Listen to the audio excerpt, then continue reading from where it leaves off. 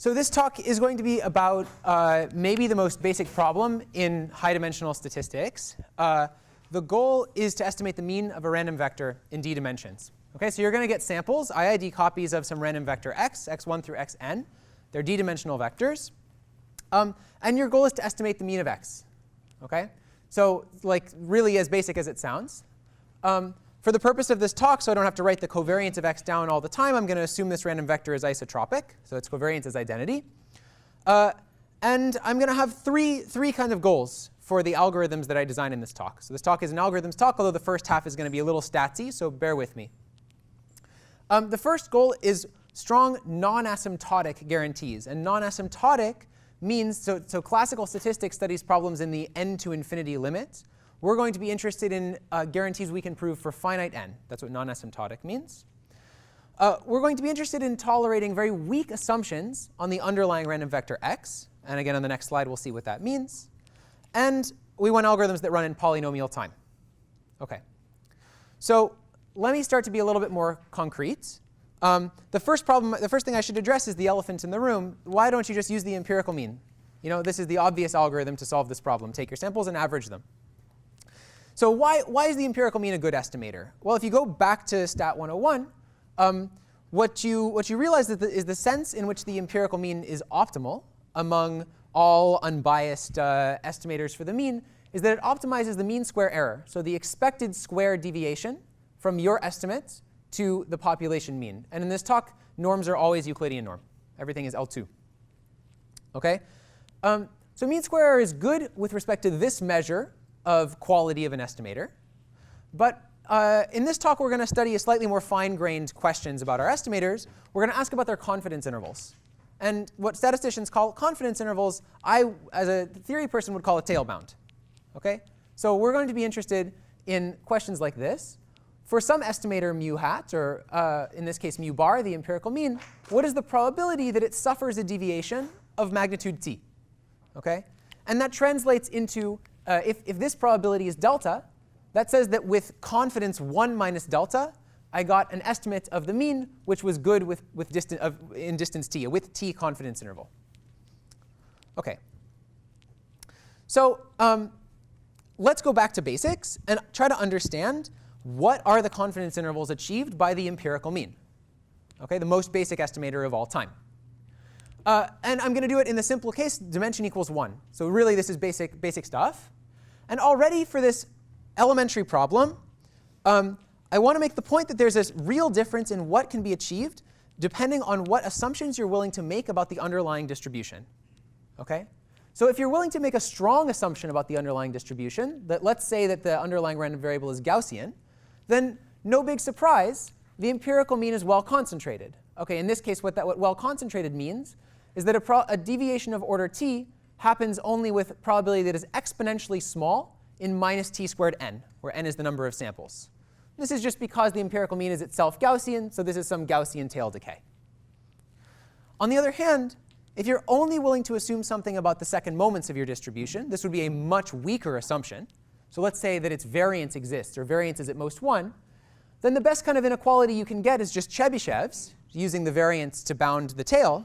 And you get that this probability of an magnitude deviation scales like 1 over polynomial t squared n.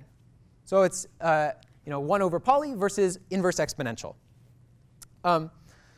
So just translating that to confidence intervals, what you see is that if you want to see the dependence of the width of a confidence interval on the desired confidence delta, in the Gaussian case, that dependence is logarithmic in 1 over delta.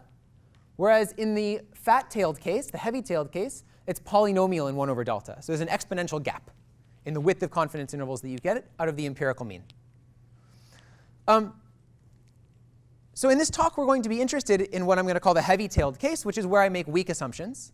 And the kind of weak assumption I'm going to make is that only the covariance exists, or in the one-dimensional case, just that the variance exists. Right? And is at most, let's say, 1 for this talk. Now, why would you want to make that kind of assumption? Why would you study that setting? It could model a variety of situations. One would be like, as in this green almost Gaussian here, that your data are corrupted, that there are corruptions far out in the tail of your data, and they make the other moments of your data large. So only the variance is well behaved. One could be that the actual distribution you're seeing is heavy-tailed, like this orange thing. One could be that maybe you just don't know, right? Maybe the thing you're trying to estimate is the output of a complicated algorithm, and you don't know how to analyze its concentration properties. Maybe you just don't have a good reason to assume that your data are Gaussian, so you'd like estimators that are robust to the case that it's not Gaussian. Just for reference, the blue line is a Gaussian. So what could you hope to do? What could you hope to do? We saw that the empirical mean breaks down to some degree with respect to its confidence intervals if you're in this heavy-tailed situation, right? Its confidence intervals are exponentially worse than they would be in the Gaussian setting. So now you can ask, how confident can I be if I'm only willing to assume the variance exists? And here's a very greedy version of this question. The greedy question is, maybe there is an estimator mu hat. It's not going to be the empirical mean.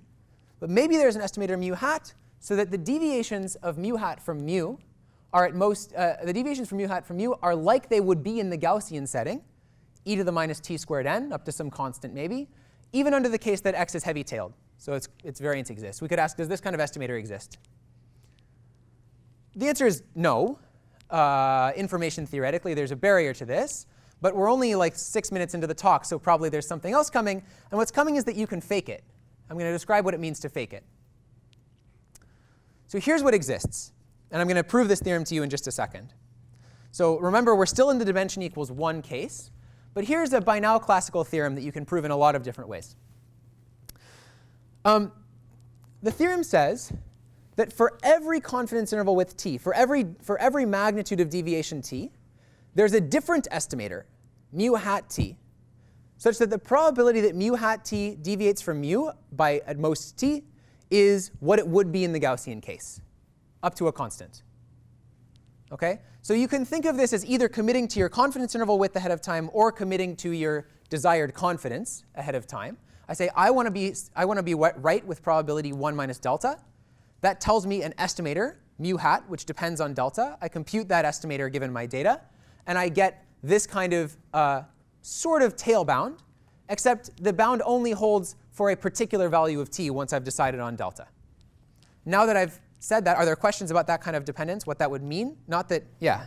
So is there any hope for some type of smoothness of mu hat t as a function of t? Yes. Or what kinds So of conditions on the distribution might be needed? Yes. This is studied reasonably well in the one-dimensional case. In the d-dimensional case, I don't think it's known as well. I can send you references afterwards. That's not what this talk will be about. There is some amount of uniformity over t.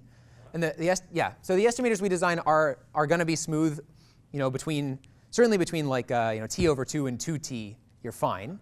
You can get more uniformity than that. Yeah, even under just moment conditions. But you cannot hope. There is an information theoretic obstacle to getting it completely uniform over t. Yeah. Yes.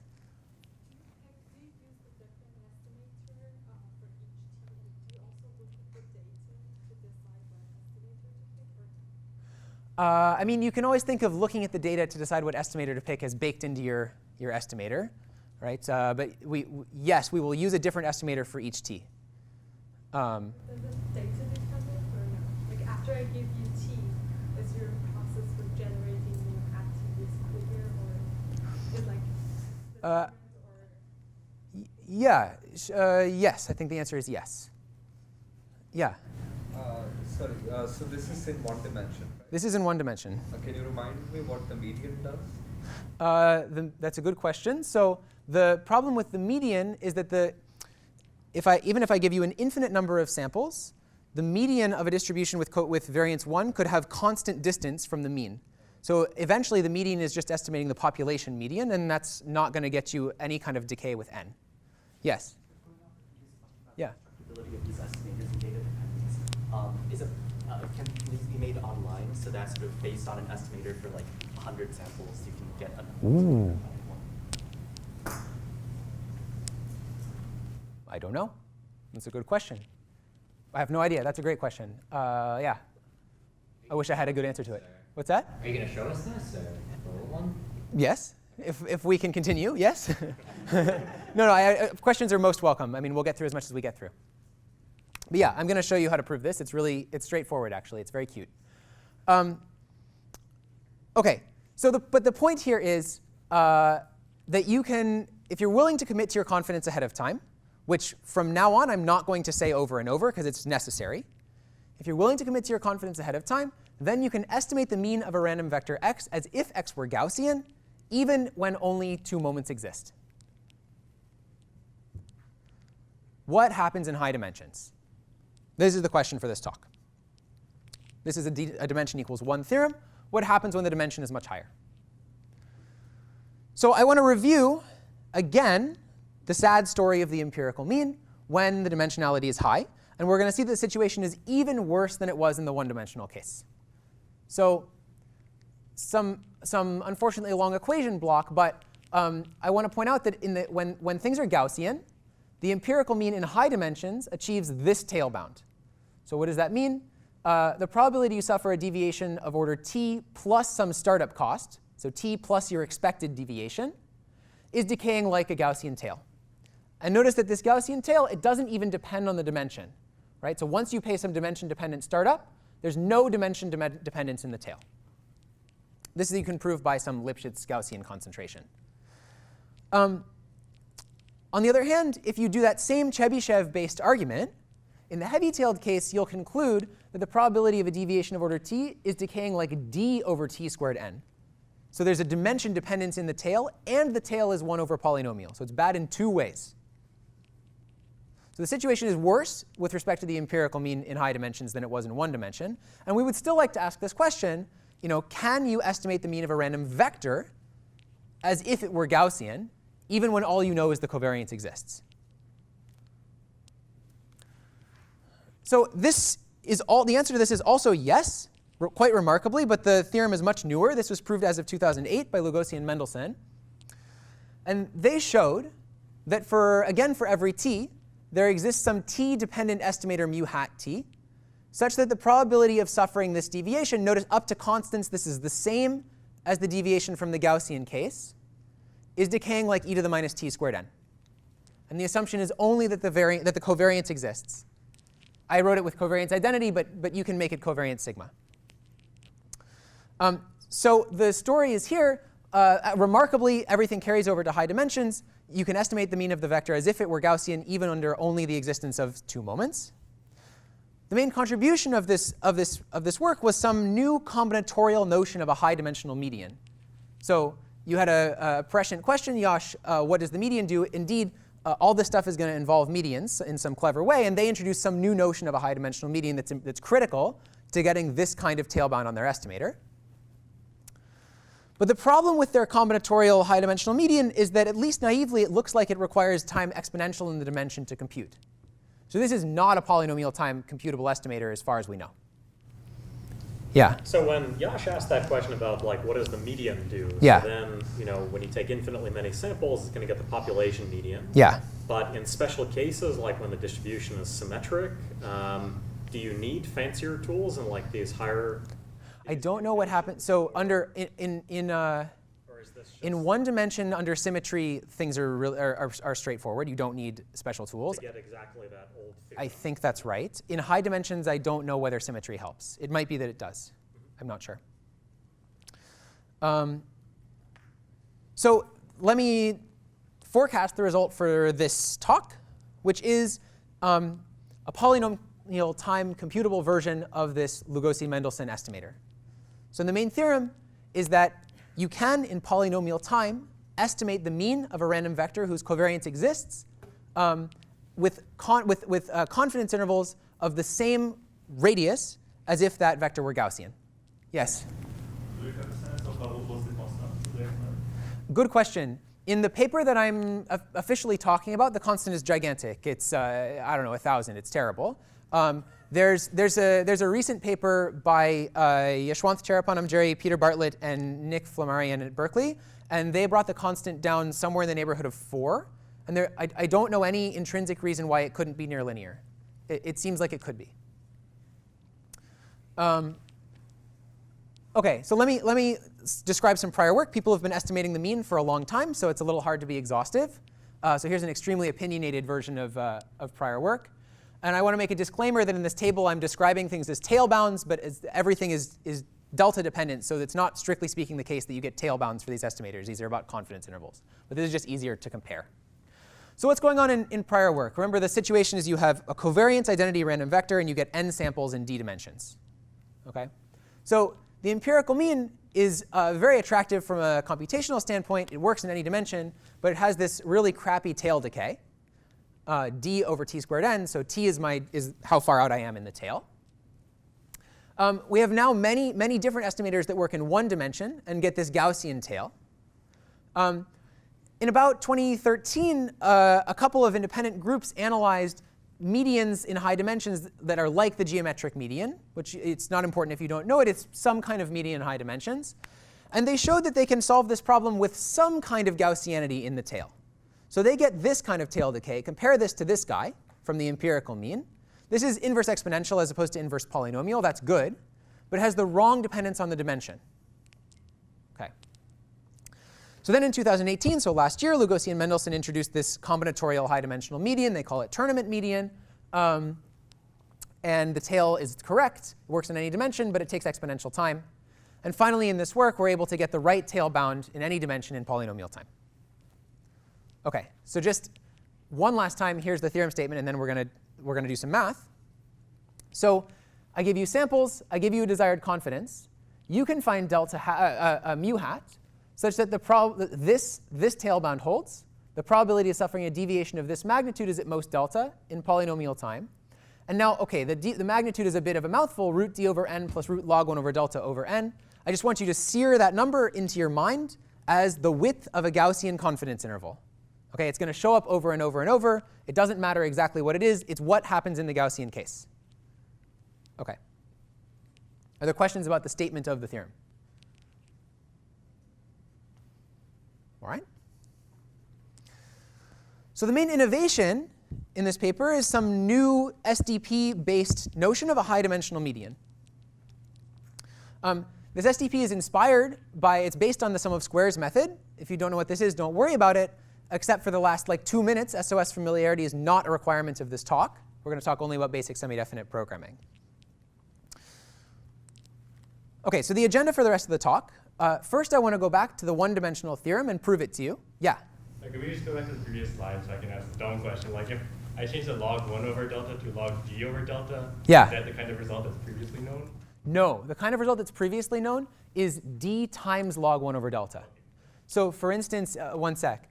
For instance, if I want really high probability, like delta is 1 minus 2 to the minus dimension, then the previous result would have gotten like a d over n, and this would still be root d over n.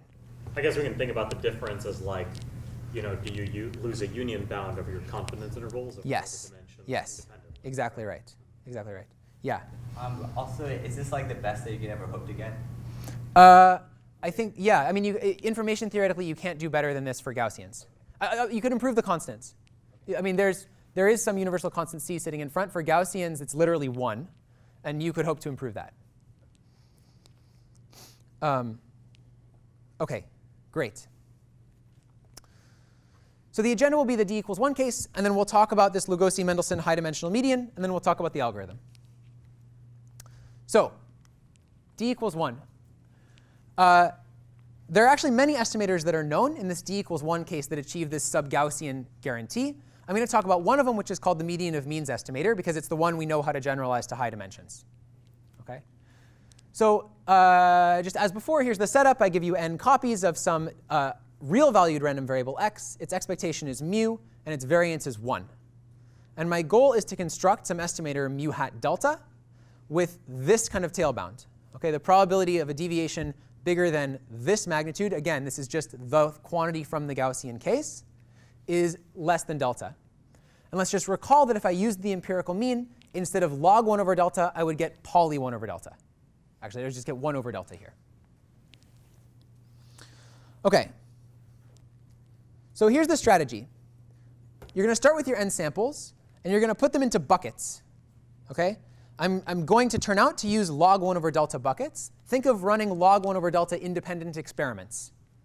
OK? So the first bucket contains the first n over log 1 over delta samples, then the next n over log 1 over delta samples, and so on.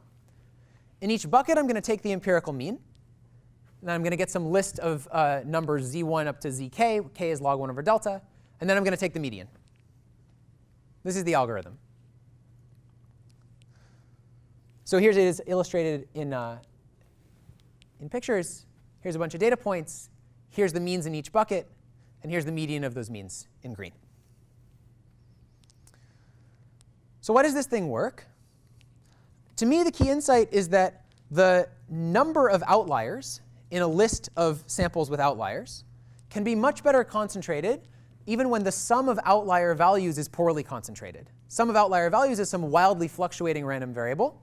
But it turns out that number of outlier values is not so bad. That's going to be the key idea in this analysis. So the analysis is one slide. And this is the only math I'm actually going to do in this talk. So hopefully you don't suffer too much. So here's the picture. I have mu. This is going to be my eventual estimator.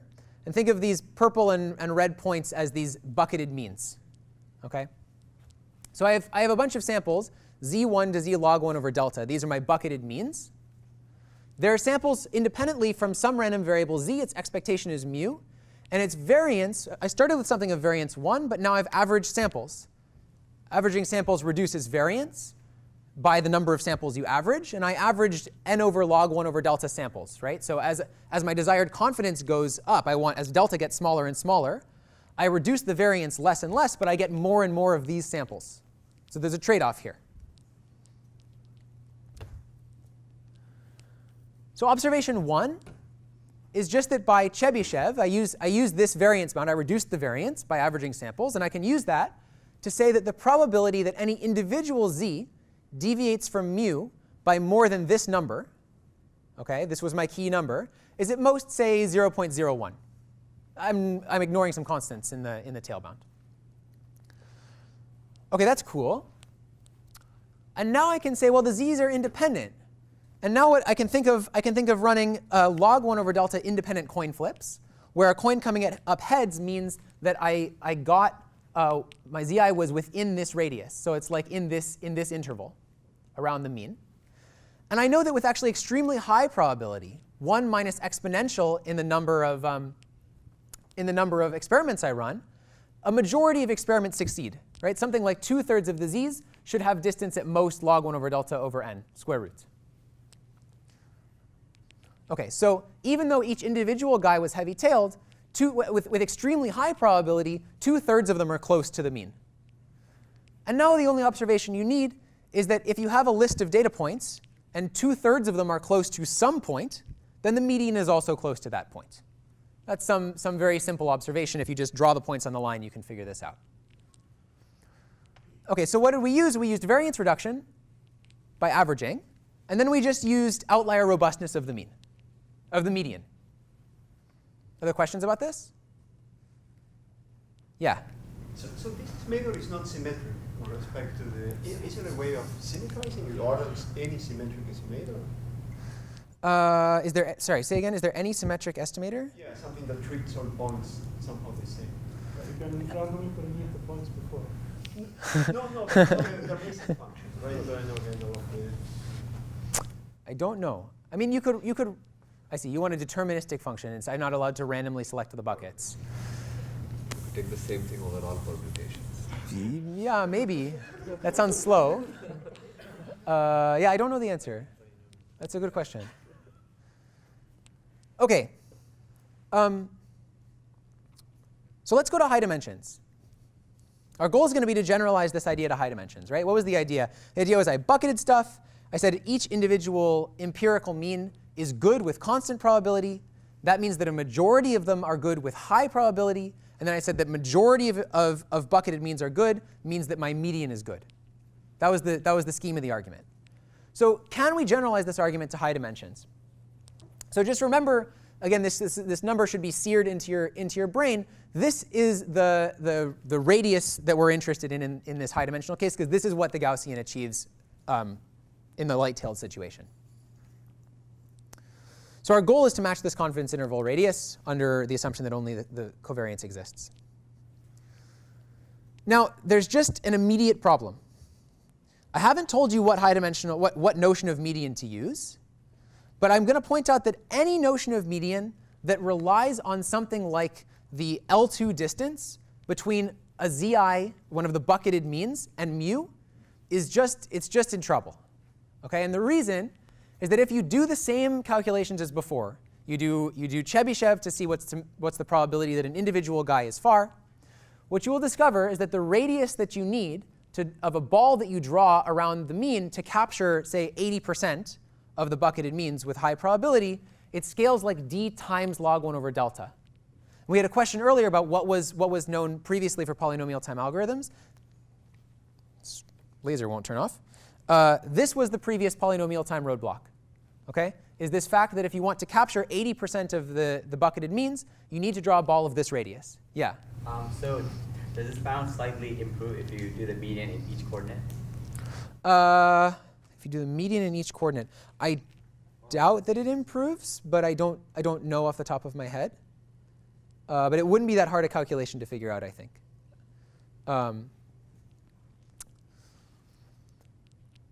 OK, so this is the roadblock.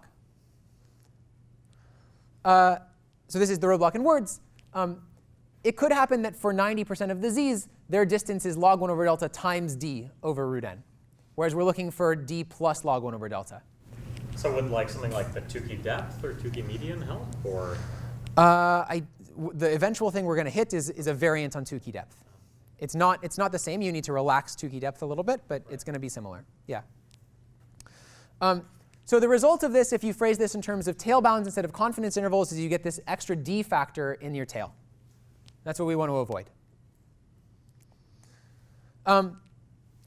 So what is the idea? What is Lagosian-Mendelssohn's idea? So you cannot ask for 2/3 of, you're still going to bucket these, you're still going to bucket the samples, right? Bucket the samples, reduce variance by averaging, always doing that. You cannot ask for 2/3 of those bucketed means to be non-outliers. Okay? You've got to do something different. You need to introduce a new notion of outlierness. So what they say instead is ask that in every direction, in every one-dimensional projection, your data has at most 1/3 a fraction of outliers. But maybe which points are outliers depends on what direction you're projecting. Okay? And the idea is that we're going to be able to use points that are at distance, d times log 1 over delta, way too far away from the mean. We're going to nonetheless extract information from those points as long as we look at projections in which they're not too big. So what's going on? Here's the mean, maybe in black in some data set I constructed. And if you project your data onto this red line, you'll see that the points in the middle, they're still non-outliers. They're nice. But the points on either side are outliers in red. Of course, if I do this projection, the set of outliers changes. Right? Now the points upstairs and downstairs are outliers. So I'm going to now describe an estimator based on this intuition. And the estimator is going to involve a relaxation of Tukey median.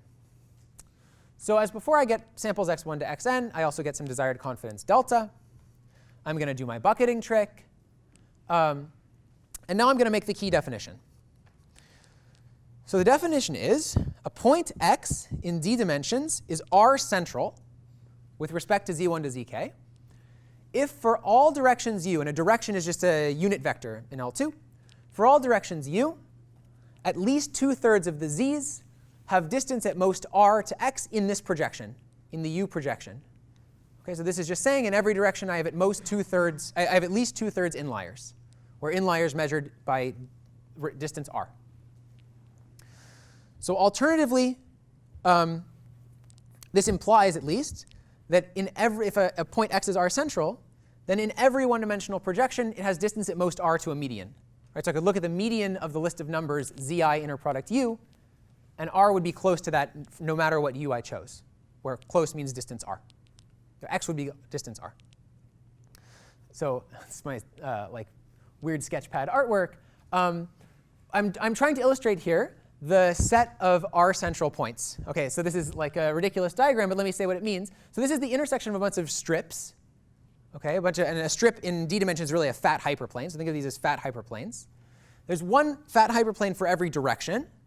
And how do I find the fat hyperplane? Well, I look at the projection of my samples into the orthogonal direction, and I draw a fat hyperplane around the 2/3 quantiles. Okay, or like I pick the appropriate quantiles, and I fatten the hyperplane by distance r. So these things all have radius something like quantiles plus r minus r on each side. And the r central points lie in the intersection of all of these strips. So this sounds initially pretty good. This is a convex set, right? It's an intersection of strips. But unfortunately, it's the intersection of either infinitely, or if you discretize, maybe 2 to the d many strips. And life seems pretty bad computationally. But before I describe the computational questions, let me describe at a very high level the analysis of this estimator, because our algorithm is eventually going to kind of mirror the analysis. OK. So there are only 2 lemmas that you need to analyze this. The first lemma says, this involves some fairly serious high-dimensional probability. The first lemma says, if r is bigger than this number, which I hope is seared into your brains as the radius that we want from the Gaussian case, then with probability 1 minus delta, the population mean is r central. Right? The guy we want to estimate is central. That's good. Lemma 2 says that any 2 r central points have L2 distance at most 2r. So here's the picture for that in my last minute slide. Why is that? So here's x and here's y. They're both r central. The point of r centrality is it quantifies over all directions. So I can pick the direction that I look at, the univariate projection, to be the direction between x and y. Okay? And now I know that in that univariate projection, x and y share an inlier, because they at least have 2/3 fraction of inliers. And x has distance at most r to that inlier, and y has distance at most r to that inlier. And because I projected in this direction, these distances are actually measuring, honestly, the distance from x to y. OK, so this tells me that the L2 distance between any 2 r central points is at most 2r. And that means I'm basically done with my analysis, right? All I have to do is find an x which is r central for the least r that I can. How the hell do I find that? Can you say a few words about how lemma 1 is shown? I think we now know 2 proofs. One of them is just epsilon nets. You do some, you take an appropriate discretization of the sphere. You use this Chernoff bound that happened across all the buckets on every point in your discretization, and you take a union bound. It's not obvious this should work with this radius, and I don't have a good understanding of why it worked with that radius. There's another proof, which you're going to get a hint at later in the talk, which is the one that works for STPs. And it's actually not that long an argument. I can show you offline the whole thing on the board. OK, so actually, are there other questions about this? Because I'm going to move on to algorithms.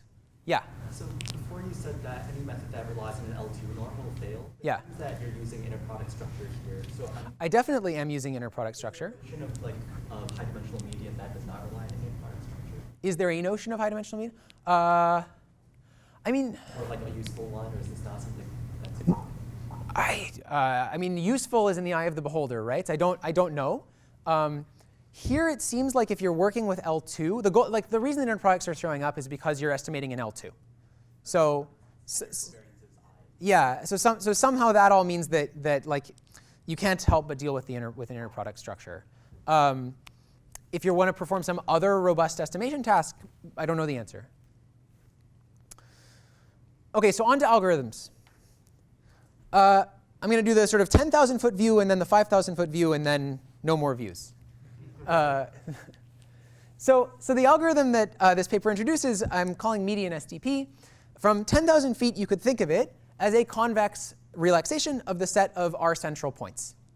Okay? The algorithm is find some point in this convex relaxation and output it. Of course, that's a bit of a lie, because the set of r central points was already convex. So I'm going to find some other set that's easier to compute. But the idea is that I will use in designing this convex relaxation enough constraints and additional variables that every step of the proof of the Lugosi-Mendelssohn exponential time result also goes through for points in this convex relaxation. Right? So I'm going to look at the proof of Lagosian-Mendelssohn. I'm going to say, OK, I need the points in my convex relaxation to have this property in order for this step of the proof to go through. And I'm going to add enough constraints that they have this property. And this is the approach that's at the heart of this SOS proof to algorithms method, if this is something you've heard of. But if not, don't worry about it. So that seems somewhat strange because, like, so lemma 1, at least one of the proofs is a union boundish kind of thing. Yeah, that proof isn't going to work. The kind of thing that doesn't work. Exactly. So that proof will not work, and you need a different proof of lemma 1 that avoids a discretization argument. So that's one of the contributions, I guess, is a different proof of lemma 1 that avoids the discretization argument.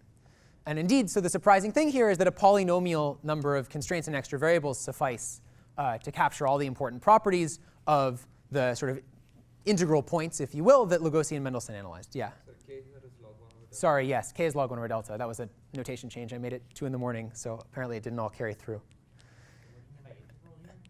Yeah, it's a fuzzy meaning. I mean, so they're working with integral just means non-relaxed for me at the moment. So this is such a fuzzy slide anyway that let me move on and we'll see something more concrete. OK, so when you're designing a convex relaxation that's going to be computationally useful anyway, one of the important things is that you actually be able to know when you've landed in that relaxation, right? You want to know when you've won the game. So here's the set of R central points, x such that for all u, there are at most k over 3 outliers among these zi's, which were my bucketed means. And I want to ask, how would you know if you had even found a point in this set? How do you know if you've won the game? We're going to look at some slightly different set for which I can know that I've won the game. And in designing this set, I'm going to rely on the following crucial lemma. So this is lemma. This is the main, I think the main contribution of this paper. It says that for this key radius, with probability 1 minus delta, not only we saw before that the population mean is R central with this probability. That's good. But actually, it's certifiably R central in the following sense. There's some certificate. I'm going to describe what this thing looks like in a slide or two. There's some certificate which proves that for every unit vector u in d dimensions, there exist at most k over 3 outliers according to the empirical mean, or the population mean, excuse me. So this says that this certificate will have polynomial size. It'll actually be the dual solution to some semi-definite program. So this says that not only is it true that the empirical mean is in this set, actually you can check. That's what we're going to see. And this property is stronger than just being central. This property is stronger than being central. That's right. Because this implies that the mean is central, but not every central point necessarily has a certificate. The second lemma for this paper, which I'm not going to talk very much about in the rest of the talk, is an algorithmic version of lemma 2 from Lagosian-Mendelssohn. So they said that every 2 R central points are close. We have to say that if there's an R central point that is certifiable, I can find a point close to it in polynomial time. OK, so I'm not going to discuss this very much. You can do this by sum of squares semi-definite programming. It turns out you can also do it by gradient descent. I'm going to focus on this lemma. OK, so my 5,000-foot view is that actually we're going to design a convex. We're actually going to think about this set, the set of certifiable R central points. But now I want to describe what certifiability means. OK, so for my last, I guess I have about 10 minutes, I'm going to sweep the rug out from under you and change notation a little bit, because I promise it's going to simplify things. So since I'm in this bucketed means setting, I'm just going to forget about the underlying samples. I'm going to think about just having some collection of vectors z1 to zk. So in the old setting, k was log 1 over delta, and they came from from these bucketed things. But whatever, I got some vectors z1 to zk. I have a number, r, and I have another point x. And my goal, I give you these things, and I want you to certify to me that x is R central. OK? Now, what does certification mean? Let's just skip to the bottom of the slide for a second. So this means that I want you to design an algorithm. It takes these inputs, z1 to zk, x, and r, and it has one of 2 outputs, yes or I don't know. If it outputs I don't know, then there's no guarantee. But if it outputs yes, it must be true with probability 1, no randomness, nothing, that x is R central with respect to these points. And then the trace of this algorithm is a certificate that x is R central. So our goal in this estimation setting is going to be that if z is random with mean, mu, and covariance identity, then certification succeeds with high probability for some quantitative bound on this number r. And this is, you don't need to worry about this number. This is the number that if I translated back all the notation to the old setting, I would get the Gaussian radius. OK. But the point is I want to be able to certify with high probability only under the assumption that z has mean mu and bounded covariance. So here's a picture. If these are the z's, and I tell you this point for x, you have to say I don't know. You can't say yes. It's not central, right? There's a lot of outliers along this line. But I'm hoping that if I give you a point in the central zone, that you say yes with very high probability. So now I'm going to describe an SDP relaxation of centrality. Before I describe the relaxation, I want to describe a quadratic program that exactly captures centrality. Okay? So I'm going to describe an optimization problem. And I claim that if the maximum of this optimization problem is bounded by something like 1/3, or maybe it's k over 3, that happens if and only if the point x is central. Oh, here I'm using mu for x. But think of there being, I gave you some x. Right? My goal is to analyze this when I gave you the truth mu. So here's the optimization problem. There's two sets of variables.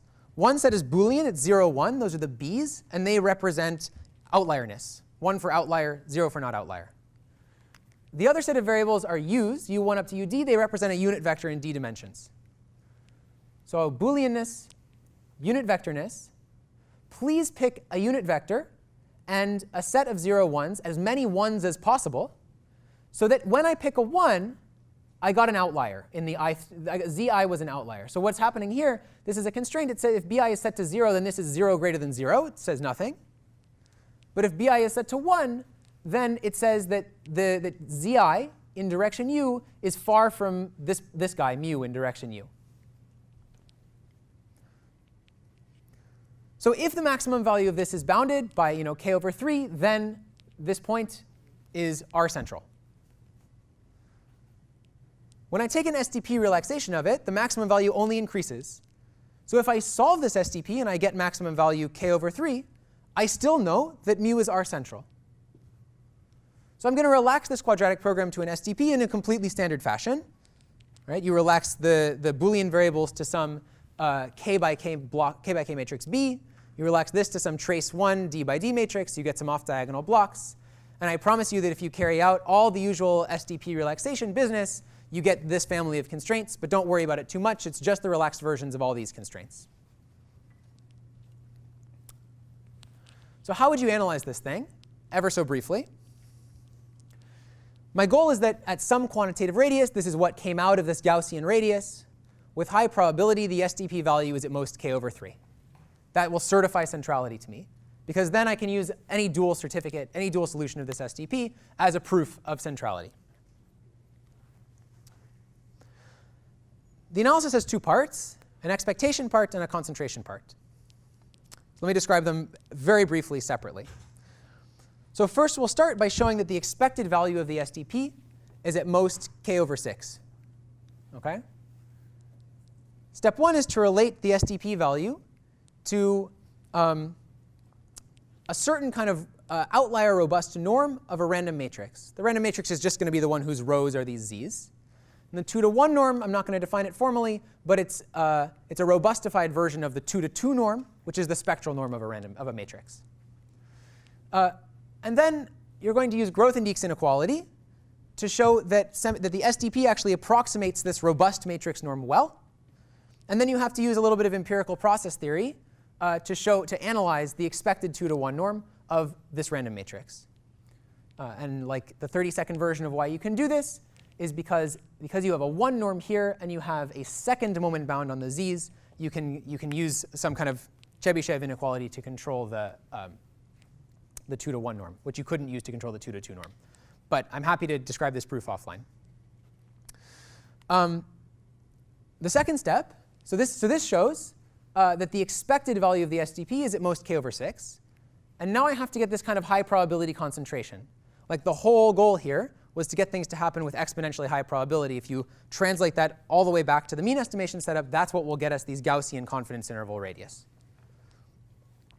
And the reason that this works, the reason you can do this for the SDP, and you couldn't do it for previous kind of analytic estimators, averages, means, norms, things like this, is because those things aren't outlier stable, aren't outlier robust, and this is. So we're going to use what's called a bounded differences inequality to analyze concentration. What is bounded differences? Bounded differences says that if you have a function of some independent random variables, and no matter how I set all but one of the variables, I can change the function value only by 1 by making any choice for the last variable, then that function is well concentrated about its expectation. And we can show that this SDP satisfies a bounded differences property. Why does it satisfy bounded differences? Because it's a relaxation of a counting problem of a number of outlier values instead of the sum of outlier values. And this relaxation still knows that if I change one of the z's arbitrarily, I can only introduce one more outlier. And that means that it turns out to satisfy a bounded differences inequality, which gives you this kind of concentration, exponential concentration of the SDP value around its mean. So this is the sketch of the proof that you can certify centrality of the population mean. The insights from the proof, I think, are twofold. One is that SDPs can handle kind of more outlier robust matrix norms than, say, spectral algorithms. Spectral algorithms like to look at, say, empirical covariance and spectral norm. SDPs can handle things like 2-to-1 norms. And the other insight is stability, that SDPs are robust to adversarial perturbations of some of their inputs. And this produces concentration. So zooming back out, I just described some sketch of the proof of algorithmic lemma 1. Of course, there was this algorithmic lemma 2, which says that if you have a certifiably central point, then in polynomial time, I can find a point close to you.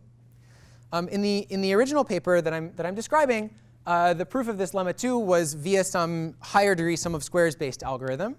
But then, as I described to Piotr, a couple of months ago, another group at Berkeley showed that actually a beautiful gradient descent algorithm works.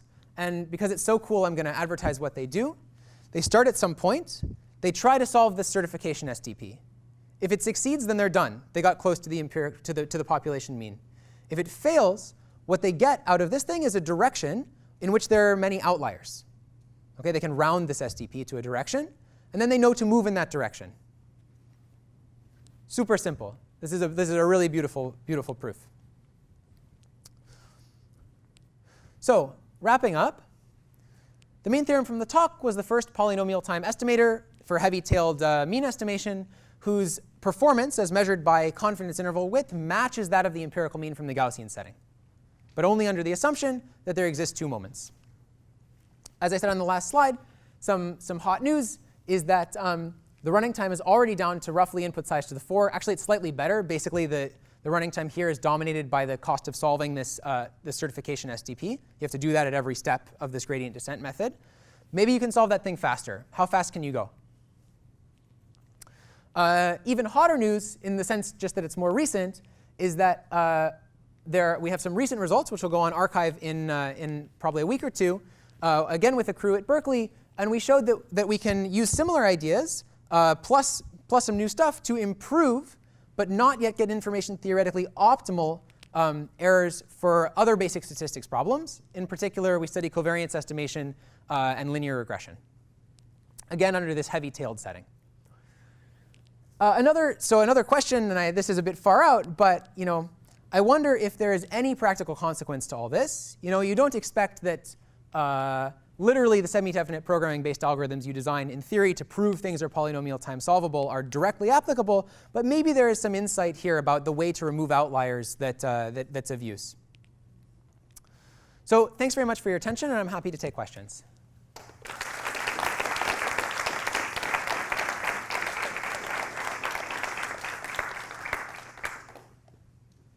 Yeah. So for linear regression with heavy tails, you can probably just get something by using gradient descent, right? It's just like way better than that. What do you mean you can get something just by using gradient descent? Like if you use stochastic gradient and you look at one sample at a time, I think this only requires like some number of movements.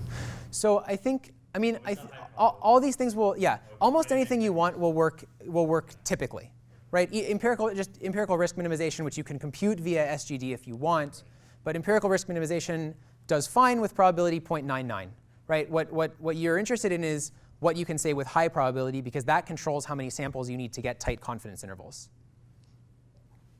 Yeah.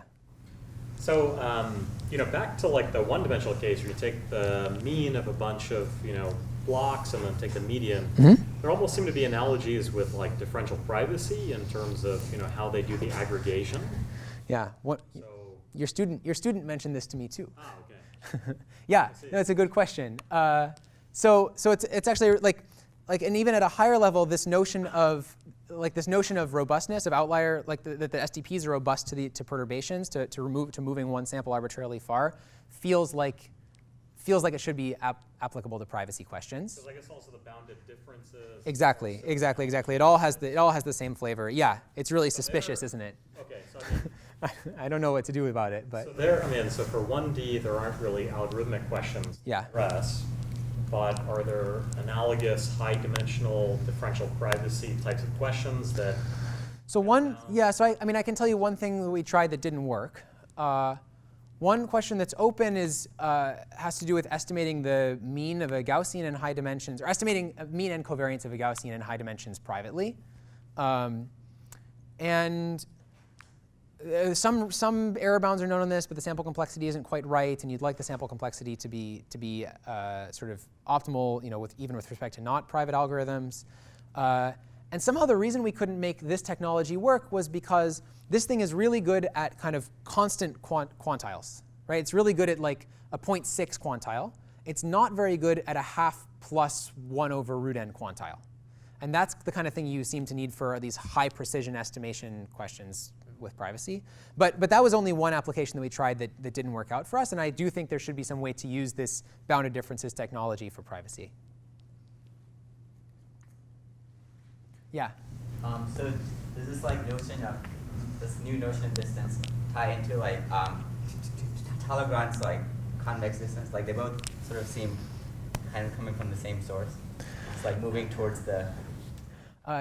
To be able to answer the question, I would have to go remember what Talleyrand's convex distance is. So maybe we can talk about it offline. I'm not sure the answer. Great. Let's thank Sam again. Thank you all for coming.